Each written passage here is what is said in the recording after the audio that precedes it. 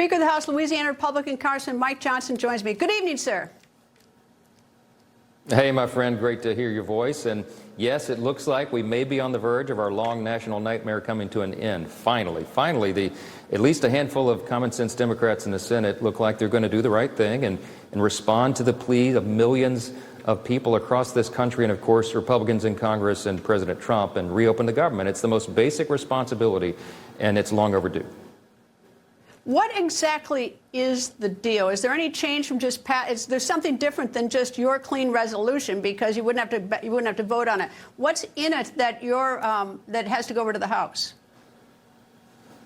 Well, not much. I mean, the CR, the Clean Continuing Resolution that you explained we passed back in September, mid-September, seems like a decade ago now, is virtually unmodified except for the date, because we were going to extend another 7 weeks, which would have given us until November 21st. But, of course, because of the Democrats' shenanigans, they ate all the time off the clock now. So that date will now be pushed to January 30th, which will allow us in Congress time to finish the regular order of appropriations to get the government funded in due course. Then we'll also add to this package 3 of those legislative appropriations bills. And so you'll have the legislative branch bill, you'll have military construction and VA, and the agriculture bill. So that means, in layman's terms, what it'll make sure of is it will ensure that all these folks that are covered by those bills are covered until the end of the next fiscal year, which is next September, 2026. So you're talking about farmers, veterans, all these essential services and things that have been held up. We'll take care of that in one big foul swoop. And also we're going to make sure in the bill that we go back and back pay all these federal employees who have been made to sacrifice so much because the Democrats have been playing political games here. Well, the big beautiful bill did away with the subsidies for the ACA, the Obamacare, for lack of a better word for it, and that was holding it up. A lot of the Democrats, they said, in the Senate. What becomes of that? Is there going to be a vote on that? Have you talked to Senator Thune about that?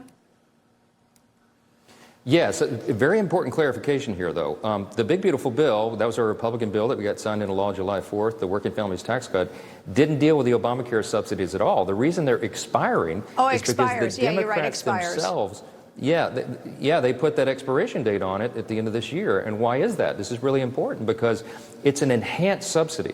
They did it, the rationale was, during COVID that people needed a big payout from the government, and so they did it on a short time period. Remember, the COVID pandemic expired. It was over. It was declared over more than 2 years ago under the Biden administration, and yet these subsidies are still flowing.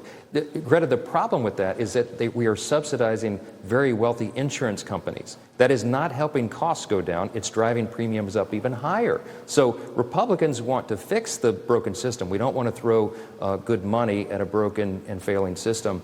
And the Unaffordable Care Act has been that since it was signed into law, passed by the Democrats alone back in 2010. We've got to reduce the cost of health care and the cost of living, by the way, and Republicans are the ones that have the ideas to do that.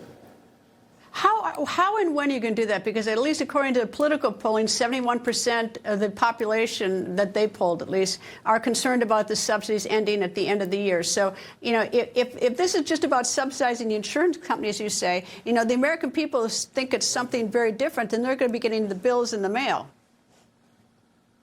Yeah, there's a lot of misinformation out there about this, and some of that's intentional by our Democrat colleagues because they're trying to make this into something that it isn't. This is what's really important. We're not just talking about it on the Republican side. We're actually doing it. In the Working Families Tax Cut, in the big, beautiful bill, the version that passed the House, we had a provision in the bill called the cost-sharing reduction provisions, and that would have driven down premiums on average by 12.7% for every person who has insurance. But the Democrats fought to take it out of the bill.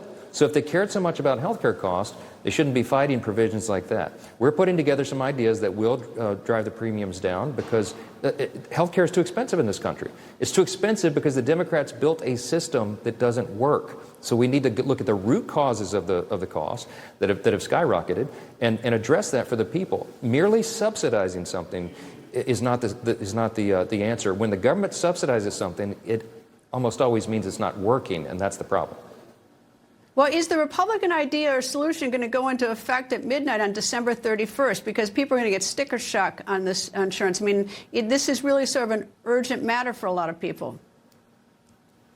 Yeah, it's an urgent matter for us, and it has been, which is why we put it into the bill that we passed in the early summer, and the Democrats fought to take it out. So we're reintroducing some of these ideas. There's a lot of ideas on how to drive the cost down, and we have November and December to work on that. We're going to have to get a bipartisan consensus on some of this, and so we'll be presenting our ideas and putting them on the table. The Democrats, this is very important to point out, they don't have any reform ideas at all. Their argument is they want a completely unreformed continuation. They would do it permanently, most of them, on government just subsidizing the insurance companies. And that is not the solution. And we're going to be educating the population and along the way as we do this and come up with reforms that will actually solve the problem and not make it worse.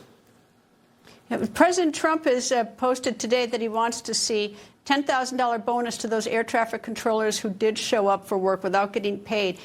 Is that something that we can accommodate? Can that get done? Because, I mean, these people actually were pretty good sports. I mean, they've put up with a lot in the last 41 days.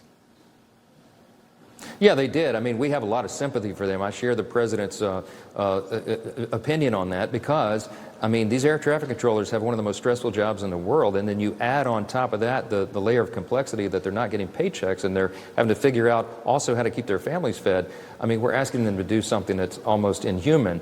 The president wants to reward their sacrifices, and I like the idea. Of course, it'll require an act of Congress, I'm sure, to have those bonus payments go out. But it's something we have to look at very closely. But it's not just air traffic controllers, of course. We've had Border Patrol agents and TSA officials, and, you know, you have the troops got paid because the president and the administration bent over backwards to find the funds. But those funds were running out, and this got very, very serious. So those who sacrifice so much to keep the rest of us safe, whether with air travel or in our national defense, have to be prioritized, and I think you hear that reflected in the president's idea there. Well, there's something a little bit, you know, unseemly of the fact that, you know, these people have really had to suffer, whether it's the people you've identified beyond the air traffic controllers. I mean, they've really suffered. Meanwhile, the people that are supposed to do the job of funding the government by September 30th, and I applaud the House of Representatives for doing that, that's sort of their job. And they didn't do their job, and so these people have to take it on the chin. Exactly. I mean, and worse than that, they said the quiet parts out loud. There were so many Democrats, I could begin to name them, a long list, Senate and House Democrats, who said the quiet parts out loud and said, well, this is our leverage. I mean, the pain of the American people was their leverage. For what? For what? What did they get out of this? It was to give themselves political cover. And I explain this in my press conferences every day of the shutdown. The simple truth is a painful one. The fact is that Chuck Schumer and Hakeem Jeffries, who are the two leaders in both chambers of Congress on the Democrat side, are both from New York. And they saw the rise of the Marxists in New York City and the election of Mondami as mayor.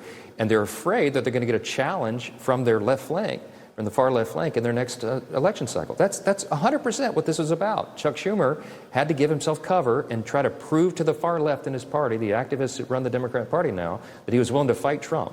Over what?